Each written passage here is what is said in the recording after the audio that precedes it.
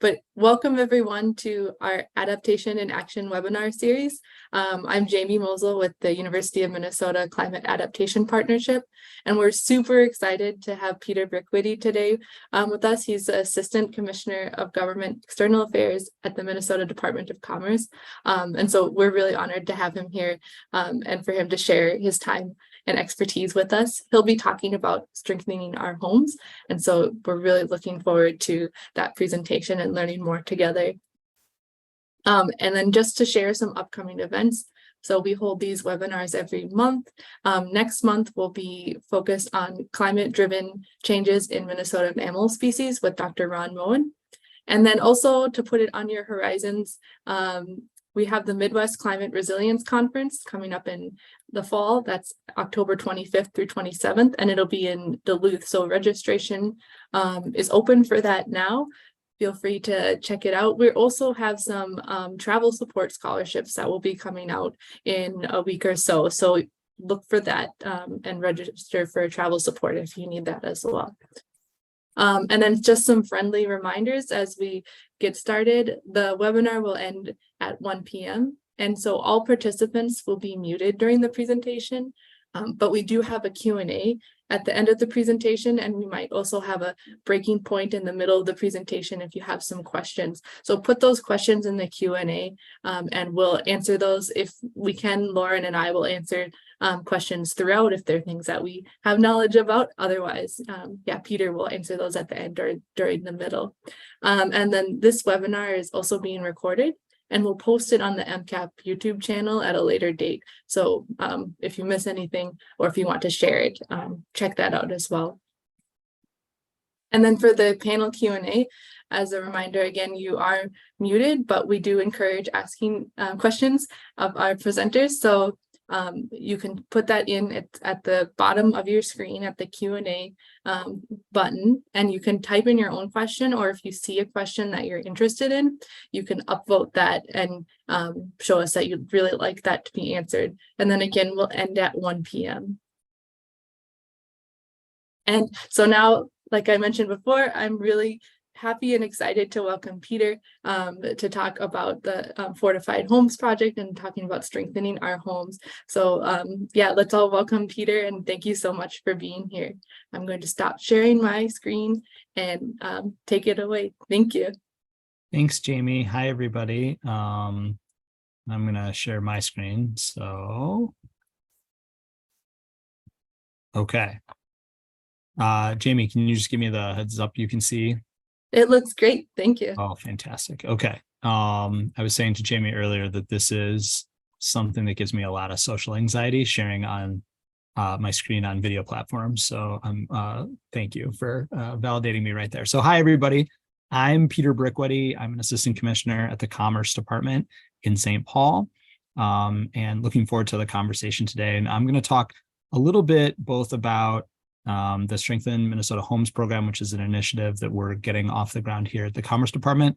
But more broadly, I hope to try to put that into context inside the rest of the administration's efforts around climate adaptation and resiliency.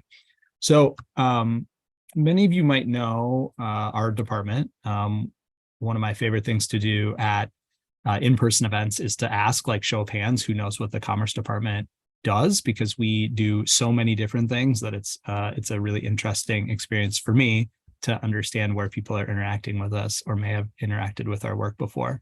We regulate over 20 different industries across a broad spectrum of the state's economy. But in the context of this presentation, I think that the two most important ones, and where many of you may know us already, is that we are the state's insurance regulator. And we also advocate for the public interest in the energy sector as well. And that takes on a variety of different things, including operating the federally funded weatherization assistance program in Minnesota and the state's energy assistance programs for low-income heating assistance. We're also in that context, and because we wear all of those hats, we're also part of the governor's climate subcabinet. And that subcabinet was established by executive order during the first term of the Walz-Flanagan administration, and then renewed here in the second term. And it consists of state leaders from 15 different cabinet level agencies and different boards as well. It includes an advisory council, which is being reestablished of experts and thought leaders within the climate space as well.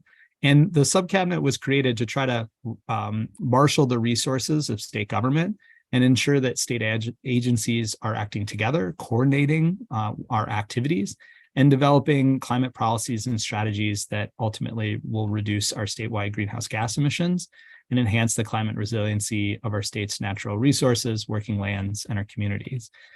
So there's a lot going on in these first couple of slides where I'm going to talk about where we're working,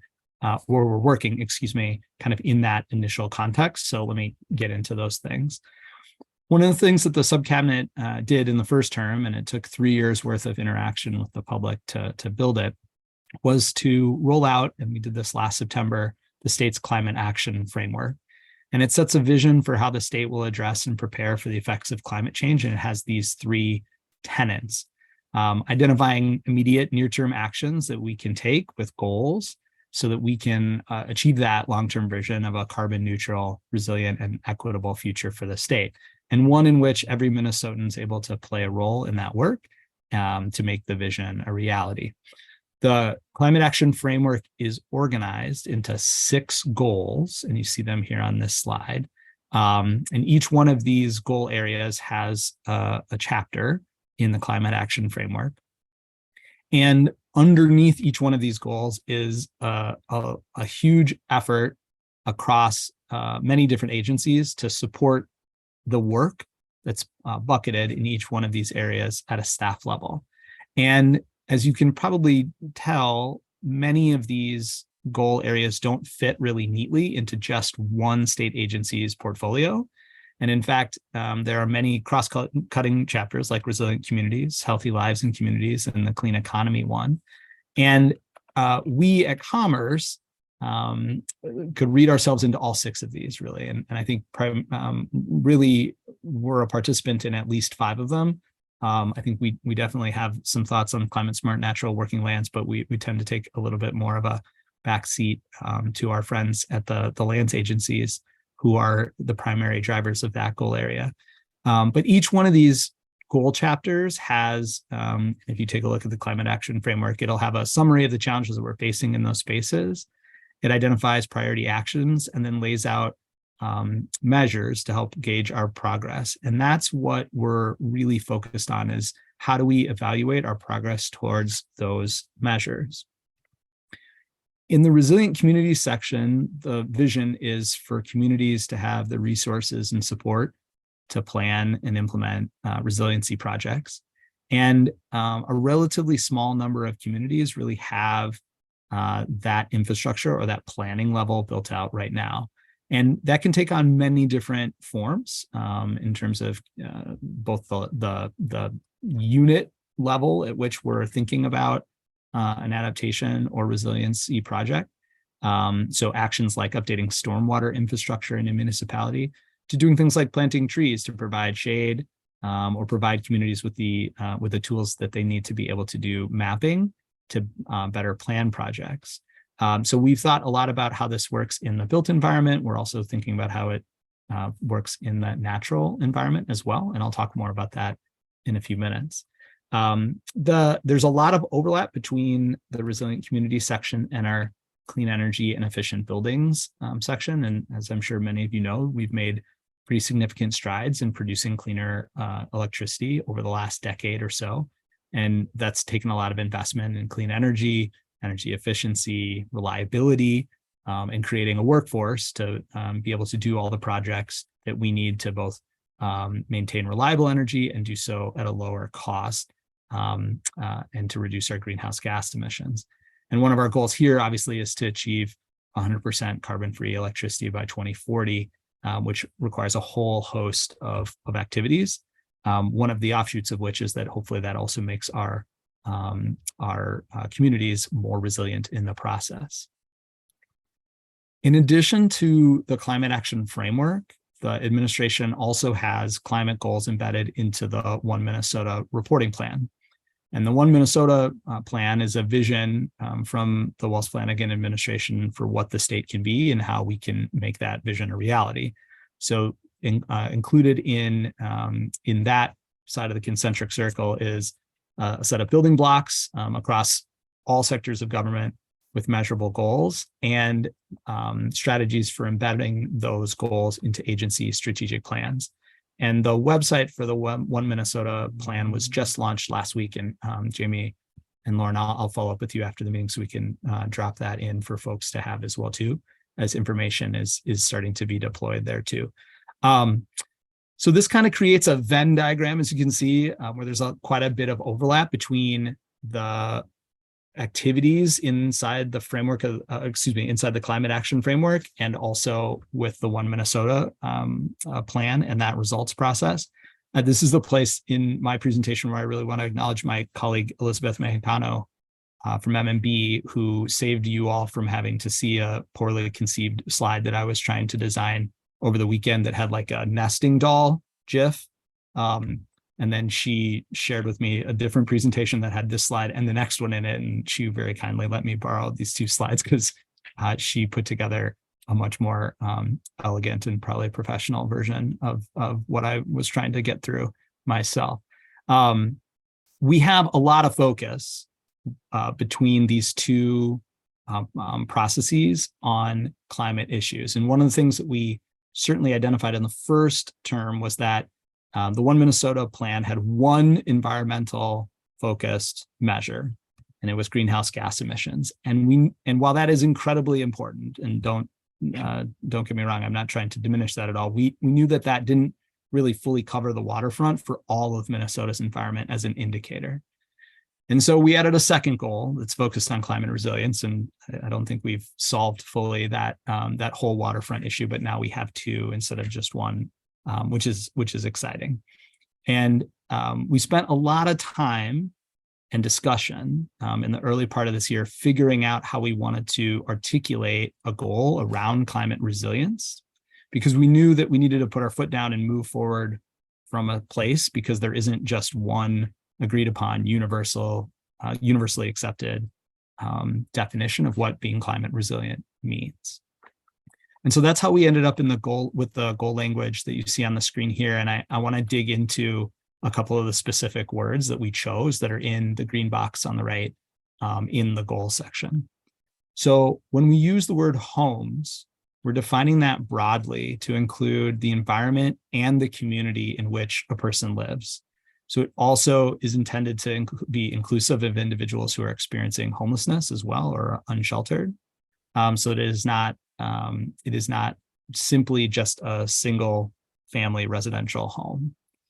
Likewise, community is not limited to just cities or units of government, but we're interpreting that expansively to refer to people and groups with whom an individual interacts and or identifies as part of. And I also want to note that we're using the phrase resilience actions to mean that they can be activities that can be undertaken by an individual, but as well can also be undertaken at scale by a community group or by a unit of government. So in that kind of very charged sentence, we come up with this goal that by 2030, 100% of Minnesotans, all of us, will live in a community that has a plan that identifies climate risks and specific actions to build resiliency. And so to support that goal, each one of these focus areas, each one of these goal areas has focus areas. And the point of the focus areas is to try to be an accelerant on work over 4 quarters in a specific targeted space. And so why we chose to focus on resilient residential buildings is because we have some good information about what steps municipalities and other units of government are already taking on climate resiliency. And we have really good data on work that's being done in commercial building spaces as well. But what we didn't have a lot of was great information about steps that people could take in their own homes. And we have a lot of siloed information across state government about specific kinds of programs, but we don't have a ton of information about how those programs interact with one another. So that's why our focus area for the first 4 quarters is going to focus on developing this inventory to track ongoing state action, so what we can control with the resources that we already have within state government, and to think about a gaps analysis for what we might still need to ask for in the 2025 legislative session, so in the next biennial budget. We also chose this definition of within our measure and target in the goal to be flexible enough to allow for us to take a focus area that really, like this one, starts and really focuses on the built environment, and the next year switch to a focus area that contextualizes our activity within the physical environment and the natural environment in which homes are located. And to be able to go back and forth and to try to harness the brainpower of the entire subcabinet in these focus areas, and not just think about climate resiliency at home being a built environment only kind of structure. Okay, so this is the point at which Jamie indicated that there was like a natural pause. I'm going to drink some water, and Jamie can tell me if there's any questions in the Q&A, and I can take them right now if there are on the first few slides, and then I'm going to segue into some of the work that we're doing specifically at the Commerce Department. There aren't any questions yet, but for those in the audience, feel welcome to pop a question in the Q&A if you have anything that's come up so far. Otherwise, you can pop them in at any time and we'll get to them at the end too. Great. Okay. I will plow ahead, and if I see something pop into Q&A, I'll pause and come back to it. So I'm reorienting back to my original slide, and to talk a little bit about how Commerce shows up as our whole self as an agency in climate resiliency discussion. So as I said earlier, we're the state's insurance regulator. We operate a number of energy efficiency and energy assistance specific programs. But what's brought it all together for us in an exciting way is that we understand as the state's insurance regulator that the insurance industry is on the front lines of climate change every single day. And you've probably been seeing more and more news coverage about how climate is impacting insurance markets across the country. There's been a ton of coverage in the last couple of months, including an announcement last week from Farmers Insurance that they are withdrawing from parts of the market in Florida. And so while we're not yet at the point where California and Florida are as state insurance markets, our state insurance market here in Minnesota is definitely getting tougher for consumers and insurance companies. And that's because of this. So this is from the National Centers for Environmental Information, which is part of NOAA. And as you can see from the purple line, last year we had our most expensive year ever from an insurance perspective in 2022. And that's largely because of the severe spring storms that we had in May. We had three within a week of each other. We had three individual billion-dollar insurance events from hailstorms and severe convective activity in central Minnesota last May. Now, I'm obviously cherry picking last year's data, which is not a good thing to do, but you can see the black line towards the bottom, which is the trend over time. And that is steadily picking up. And when you talk with the insurance industry, they really identify 1998 as kind of the inflection point from an extreme weather standpoint in the insurance context, that everything after 1998 has really changed. Before 1998, they felt like there was a very stable and predictable insurance market when it came to the weather. The thing that's always really struck me about this graph, which is a great resource and it gets updated monthly, is that our year can get expensive at any time during, or at many times during a calendar year. And that looks different if you look at this map compared to other states and their similar map, especially ones that look outside of, or that are geographically outside of our region. So this is the state of Alabama. And so when you compare our two states, you can clearly see the impacts of their major extreme weather risk, which is hurricane season. And as an aside, you can also start to see the extension of hurricane season in the Gulf, which is in and of itself a whole climate resiliency discussion that somebody else can lead. But with the exception of this sort of the unprecedented set of tornadoes that the state experienced in 2011, you can see how a state like in the Gulf Coast, like Alabama, has event costs that are more seasonal than the state like ours that has all of the weather in all of the seasons. And so we started talking with our colleagues. We started talking with our colleagues at other state insurance departments. We've been hearing from consumers more and more. And we've talked with the insurance industry about what is happening in our marketplace here in Minnesota.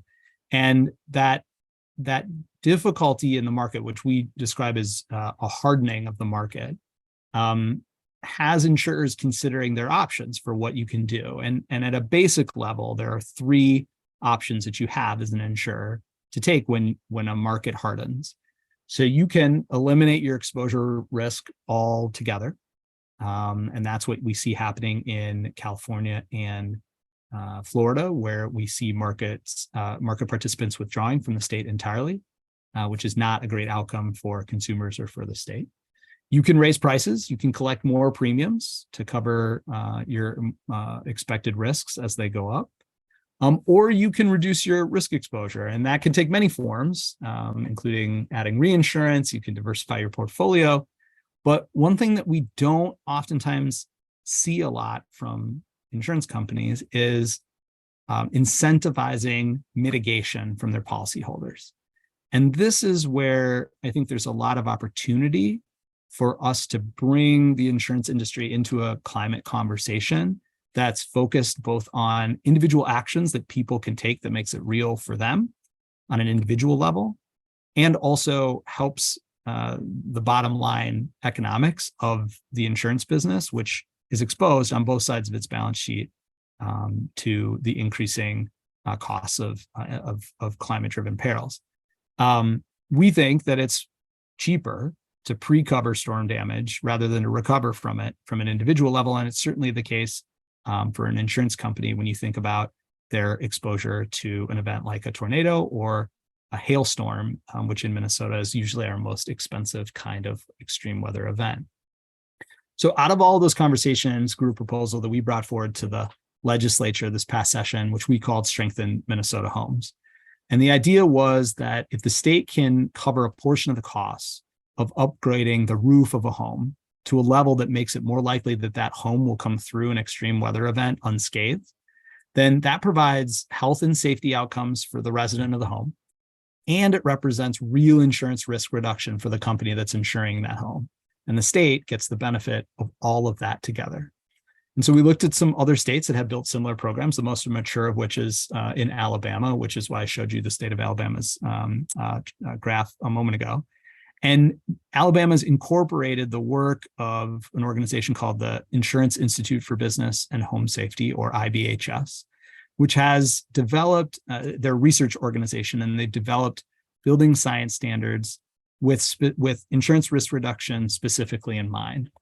And these standards, called Fortified, have several levels that focus on several different perils, including high wind, severe convective storms, and most recently, wildfire.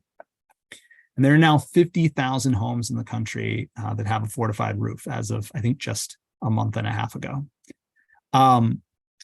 Alabama's program provides grants of up to $10,000 to residents of that state to put a fortified roof onto their home. The program's called Strengthen Alabama Homes, and now you know where we got the name for our Strengthen Minnesota Homes program.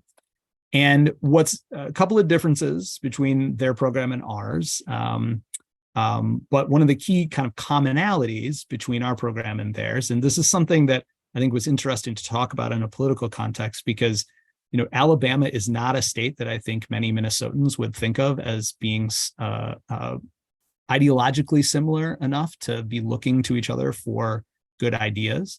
But one of the things that's really worked well in that state is not just the program, but also the idea that the insurer is getting something tangible out of a home's resident taking the steps to put a fortified roof on their home, and that the consumer should benefit from that. So when we ran this proposal through the legislature, we included a requirement that insurers offer a mandatory premium discount on homeowners and policies, so that if a resident puts a roof like this on their home, that they get to share in the benefit of that, because there's real financial benefit to the insurer. And we think some of that should be passed on to the consumer if it's actuarially justified. So what did we get out of the session? Not everything that we asked for, because we actually wanted to stand up the grant program itself, or put the seed money for the grant program itself in. And we weren't able to do that, but we are really grateful to Representative Acom and Senator Friends for including $1 million in the Energy Omnibus Bill this year to get this work started. So we got $1 million of planning and implementation funding. So we're going to use that to hire staff and build relationships, do some of the really important work, like establishing an eligibility criteria. We're going to be needing to do a lot of awareness and engagement build out. And we're also going to need to start to establish the workforce that's actually going to make this ecosystem function. And we really are starting from scratch. I mentioned that there's 50,000 homes with a fortified roof on them across the country. There are only 3 in Minnesota right now. And that's because fortified really got started in the Gulf Coast. We'll be the first Midwestern and cold weather state in the country to have a program like this. And so it's just a geography issue. It's not because there's something intrinsically different about Minnesota. It's just where the program sort of got started. And now we think we can be a leader in the upper Midwest for how we can establish it here and bring those benefits to Minnesotans. We also think we can improve on the model that we've seen it set up in other states and really try to set a standard for equitably distributing funds from a program and finding the sweet spot for assisting people who need the most help and likely live in homes that, if mitigated, also get insurers the best bang for their buck from a risk reduction standpoint. And we think that there's a lot of alignment between a map of where people who are in need of means-tested programs like weatherization and energy assistance live, overlapped with a map of our historic discriminatory real estate development in the state of Minnesota, and also with a map of where our highest levels of insurance risk live in the state. So we're going to be trying to do some of that research to inform the equitable design of an eligibility program. And we're also trying to do something different here in Minnesota that sort of leverages our departmental design, which is fairly unique amongst insurance regulators across the country. We're the only insurance regulator in the state that has insurance and energy under one roof, no pun intended. And so we're consciously choosing to stand this program up in the department's energy division to take advantage of and leverage our expertise and staff who work on weatherization and energy assistance programs, whereas other programs across the country are located just in an insurance department and have to go find those partnerships across state agency silos. And so that gives us an opportunity to think about how this program, which we think obviously has benefits as a standalone, can interact with those other programs. And that aligns with the focus area approach that I was telling you about earlier. Putting a fortified roof on your home is a specific step that you, as an individual, can take to make yourself and where you live more climate resilient. You'll get the individual health and safety outcomes that come with that, and we hope to save you money in the process. But imagine someone moving through the pre-weatherization program, then the weatherization program, and then Strengthen Minnesota Homes. All of those programs have similar benefits to you in isolation, but we want to measure how those benefits compound when you sequence them together. So, for example, we're really excited about the $38 million investment in the energy bill that went into pre-weatherization and weatherization to supplement the federal funding for that program as well. We've had, and we continue to have, $150,000 appropriation for a program called Healthy Air, which helps remove vermiculite insulation from homes, which is one of the number one reasons why a home becomes ineligible for weatherization programs. But taking vermiculite out of a home has health and safety impacts in and of itself, because it causes cancer, or it can cause cancer. And so there's an individual program effect, but there's also that compounding effect of getting the home to be eligible for weatherization and all of the energy efficiency and health and safety upgrades that come from that. We're also really excited about how we can evaluate these programs in concert with programs at other state agencies like Minnesota Housing. So expanding out that more holistic, home-based approach is how we want to focus our time and energy over these next four quarters. Those intersections across programs are something that we've never really taken time to try to measure out. So we need to identify them first and think about how we evaluate their compounding effects working together. So happy to answer questions. I saw now 2 questions pop into the chat. I'll just say in closing, we have a ton of work to do in the space. We're likely going to need help from partners like you to get it all done. Our focus in the immediate short term is on executing and implementation of these new programs so we can get them operational, and start to translate the benefits that we think they'll have to into reality for all Minnesotans. So I'll stop there. Happy to answer questions. Let me just figure out how to stop sharing screen so I can actually look at the questions in the chat. Thank you. And thank you, Peter. That was wonderful. And there's so much information that you shared. So I really appreciate that. And yeah, we do have 2 questions that have showed up in the chat or in the Q&A. And folks, please feel welcome to start adding more in there. The first question that we have is from Greg Jason. And it says, what is a fortified roof? Is it more than class 4 shingles? Yeah, Greg, great question. So let me just preface this by saying that I am not an engineer, nor am I a roofer, nor am I a contractor. So when I went and met with the Contractors Association and they asked exactly the same question, it was a wild experience, right? To make sure we were speaking the same language, because I, as not a technical expert, can't describe it in the level of detail that somebody who has the engineering background can. But there are several levels of fortified designations. And what, at a basic level, a fortified roof is a roof that's been improved above the code and strengthened through a series of additional things like class 4 shingles can be a component of it, as can securing the roof deck in different ways. And depending on what version of it you do, which standard you could do, can secure your home all the way against the forces of a Category 3 hurricane in a new construction setting. So there are standards for retrofit and new construction. There are standards by peril. So for example, one of the things that's optional in the fortified standard, but we're going to require in Minnesota because it's such a dramatic a cost driver here, is that there's an optional upgrade for hail resistant shingles. So we wanted to do that here in Minnesota because we're going to get more actuarial value from an insurance risk reduction standpoint if we require people to do those hail resistant shingles, or hail rated shingles, I should say. And so there are many different categories, and Jamie, I'd be happy to share a link. In fact, I think you had in your intro slide a link to the Fortified homepage where you can find both accessible information and the technical specifications, which come in like a 120-page document. I just note one thing that I think has been really an interesting learning experience for me working in the space over the last couple of years is as IBHS has developed a fortified standard for wildfire, and Minnesota has actually more wildfire risk than I think most people around the country would think. That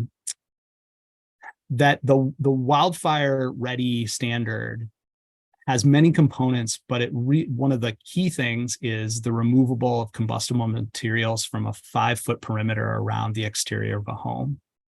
And that really drove home for me that in order to really get people to understand what they're talking about in that kind of context, you have to affect the mental picture of a house that people have been drawing since they were a kid. Because it usually, you draw the square, you put the triangle roof on top, and there's usually some flowers or a tree or some bushes or something on the front of the house next to the door. Like, you have to take those out of your mental picture to remove that combustible material from play to be able to create that fire break. And so I just was blown away by that idea that that's the level at which we have to start to communicate with people to make the idea of this climate resiliency action that they can take real and have people understand what the benefit to them would be to do that pre-cover yourself rather than recover from a disaster. Well, thank you. That was a great answer. And we have another question. This is from Joel. It's a bit longer, but I'll summarize some of it. So Joel is asking about the language used to address conservative leaders, and whether we should be prepared, or we should start using, for instance, other terminology. Greenhouse gases may not effectively persuade individuals, prioritizing loyalty over care and fairness. Can we consider using other words like heat trapping pollution, CO2, methane? Additionally, since clean energy sources are now more affordable than coal, etc., could we frame the latter as wasteful spending? And for some context, Joel says he grew up in the 70s with the mom who wore a sweater and voted for Carter, and the dad who turned the heat up and voted for Reagan. So talking to them about climate disruption was always a challenge. So, Joel, I love this question because the Strengthen Minnesota Homes program was a great example of how we could talk about climate resiliency and use different vocabulary depending on an audience, and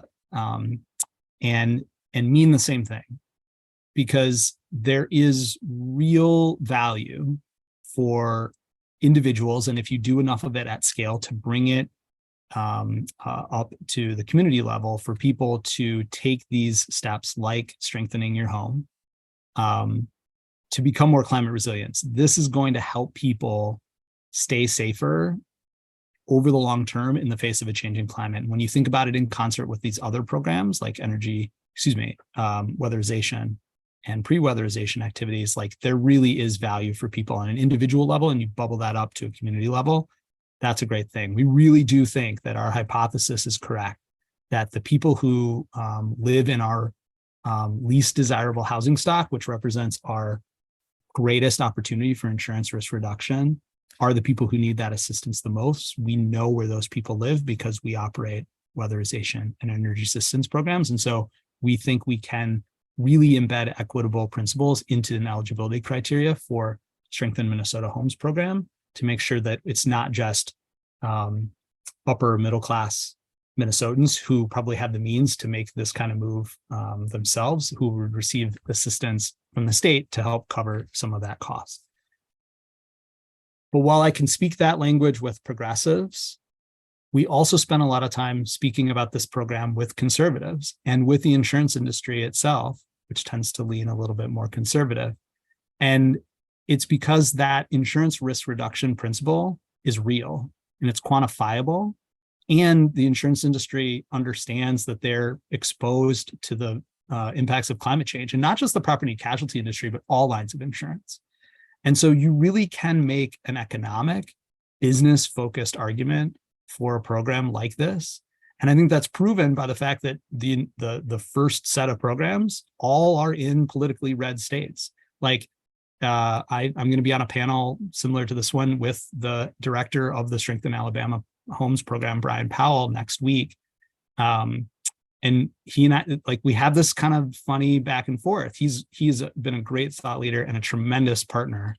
And he comes from a state that looks very, very different politically from the state that we're in. But they have a program that works, and they sold it in a very red environment.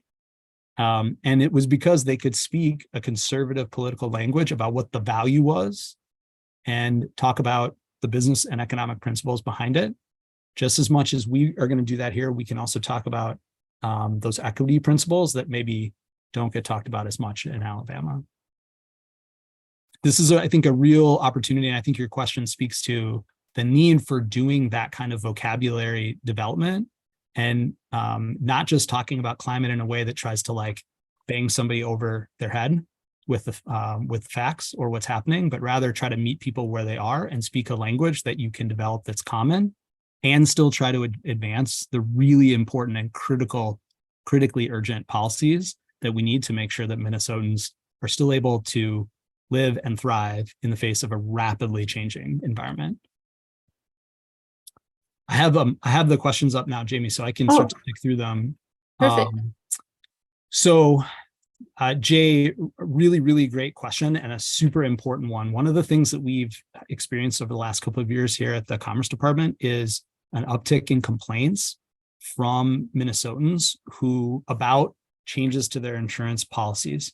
So I talked a little bit about some of the things that insurers can do. We've seen insurers start to, at renewal, change benefit requirements, change coverages, to just kind of lessen their risk exposure. But what that translates to as a policyholder is like, you don't have as much as you thought. Now, I can only see Jamie and Lauren, so not to pick on you, but like, when was the last time you read your insurance policy contract on renewal? Right, yeah. So when most people find out that they have a change in coverage is after they have a claim and the claim doesn't go well, and then they're calling the Commerce Department. So I think first and foremost is having a really good conversation with your insurance agent about what's in your policy and what's not in your policy. This is really particularly important for water damage. I think people really don't spend a lot of time thinking about the ways water can get into your home and how limited your insurance coverage at a basic level is for water intrusion. And so I think there are I think that's the first thing, is to really try to understand what coverage you have and what coverage you might be able to pay a little bit more money for to add on to your policy so that you feel like you're protected. We've also seen in a high interest rate environment and in a labor market that's been a little bit goofy, costs for repairs bounce around quite a bit. And so coverage amounts might not necessarily line up with what your rebuilding costs might end up being. So having those kinds of conversations with your insurance agent is something that you can do at an individual level.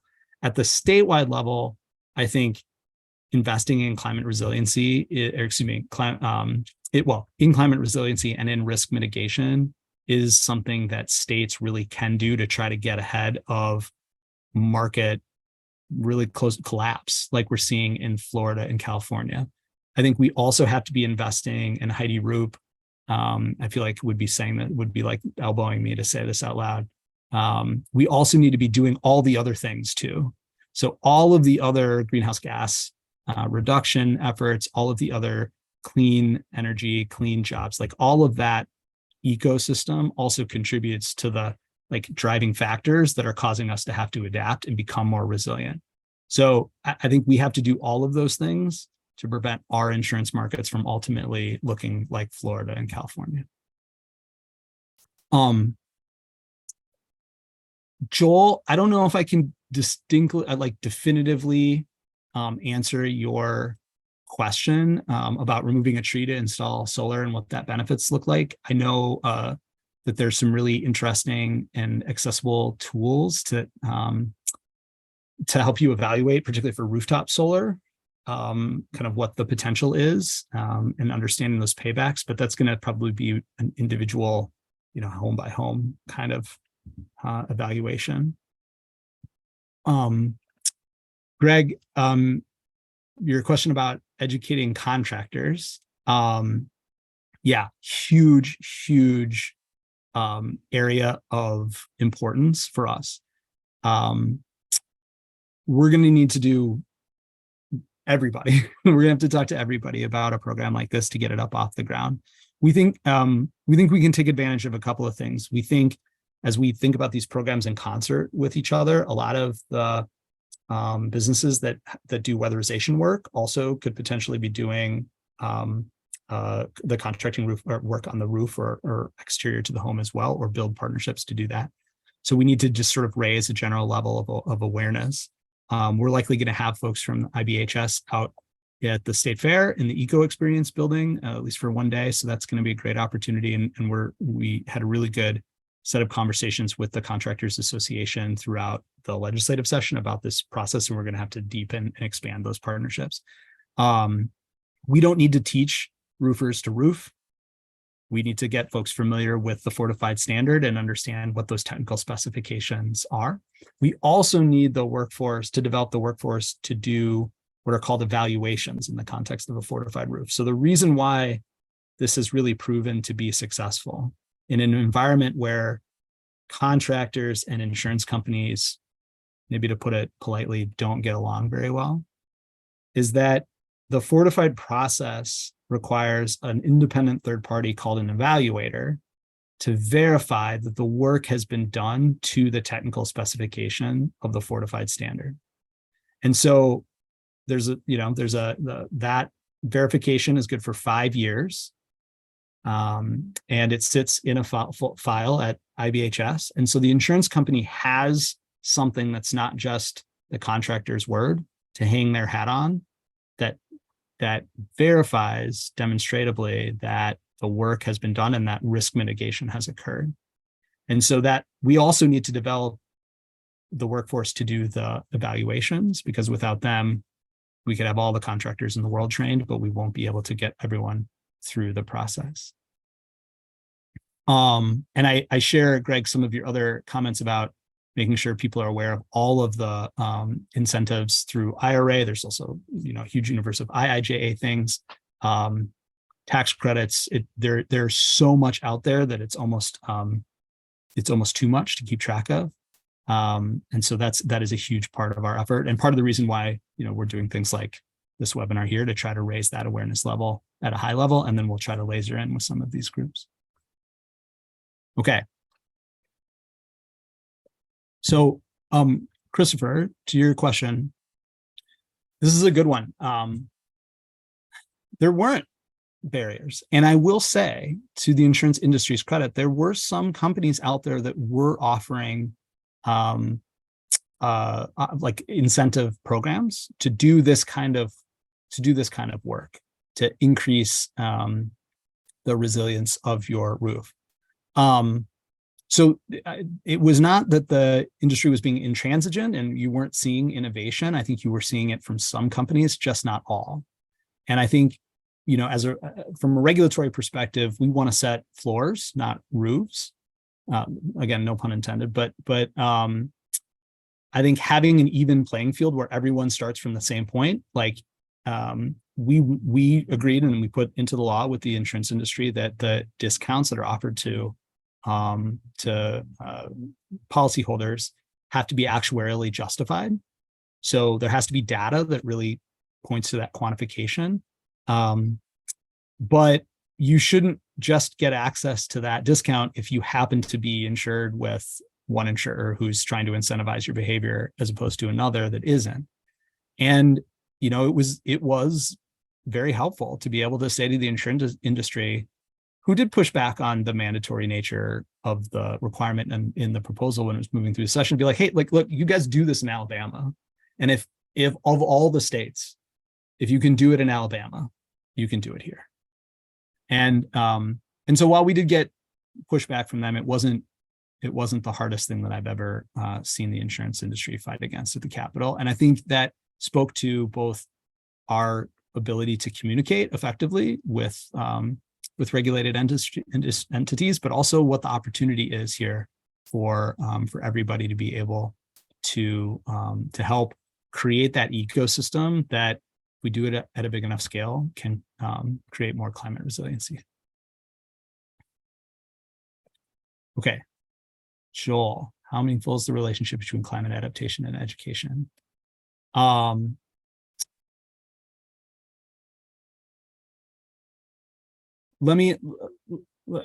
think I know what you're asking there, but if I don't get it, just say in the chat that I was like way off base. I think if you're asking sort of more broadly, I think there's a lot of different questions that probably other folks, even from the university, it might be better to answer. But I think for us, when I read the word education, I'm thinking about all of the sort of people and groups in the ecosystem that have to be on the same page in order to actually build out climate adaptation at scale. And I think one of the things that we've talked a lot about within the administration is sometimes the threats posed by climate change feel so existential that it's hard to know what to do. Professor Roop wrote a whole book on this, so I don't want to steal her thunder, but I think part of the reason why we really did want to focus in on residential homes is that when you think like that existential threat can feel hard to know what to do, but there are specific actions that if we can provide information from and hear from what people need, like in Minnesota, we hear from people a lot who say, I need a new furnace. And we can respond to that in a variety of different ways through financial assistance, through repairs, trying to get you into pre-weatherization, into weatherization, and then moving forward. Like those are specific actions that are almost more pocketbook or health and safety questions when they come to us. But what they ultimately are doing is adapting people and making them more resilient to what's happening at that existential level. And so I think trying to break it down and make it accessible at that really individual human level is so important to this work. And that's why we're going to try to focus in that space, particularly over the next 4 quarters. This is an administration, but I think that's something that you'll see hopefully from the Commerce Department for a long time now, is thinking about how we can talk to people about what you can do in your home. That makes a difference for you and for your family. But if you do it and your neighbor does it and your neighbor over there does it, and all of a sudden we're doing it at scale, then we're really making, we can try to make a dent at a community resilience level. I hope that answered your question, Joel. And again, if I was way off base, just tell me in the chat.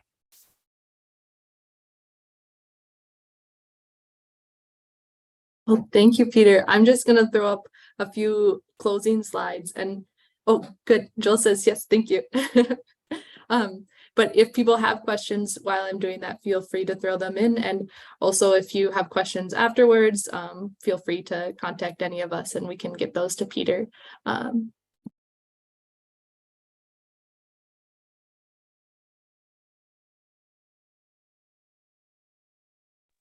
Okay, there's my screen. Got so many windows open. I always have the Zoom toolbar.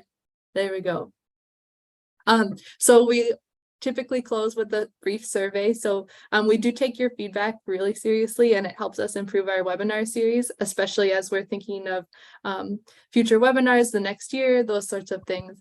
So if you have time to give us some feedback, that would be wonderful. Lawrence just had a poll pop up on your screen. And then if you're curious about more climate news, also if you want to access the recording for this, we have links for that sort of stuff on our site. Here's the QR code below to sign up for our email list. Many of you, I'm imagining, are probably signed up, but if not, let people know you can use the QR or the Z link. And then thank you. We're so grateful to you, Peter, for being here today and sharing all these awesome resources and updates and information.